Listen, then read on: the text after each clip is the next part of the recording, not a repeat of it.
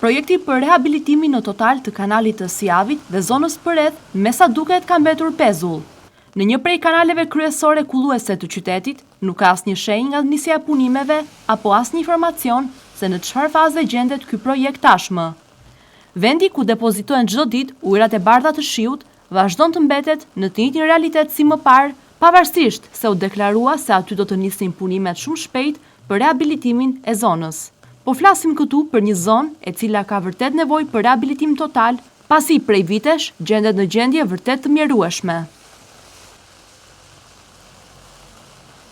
Në fillimin e muajit shtator për këtë kanal kullues u lançua një projekt. Projekt ky i cili kishte të bënte me rehabilitimin në total të kanalit të Siavit në zonën e centrales, por edhe zonës së banuar.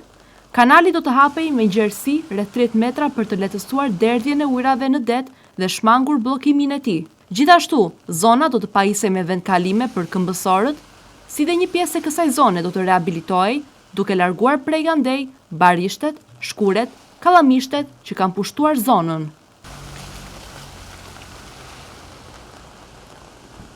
Në zonën e centrales, pjesë e lagjes 10 Koriku, nisi dhe verifikimi të gjitha objekteve të cilat gjendeshin mbi kanal ose pranë tij dhe prekeshin nga ky projekt.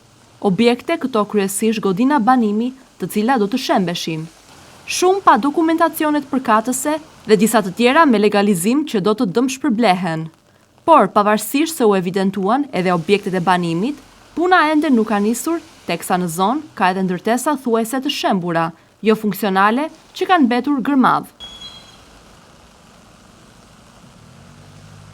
Projekti i rehabilitimit të kanalit të Siavit parashikonte rehabilitim të tij nga zona e bishtit të Kaldrëmit deri në Lungomare.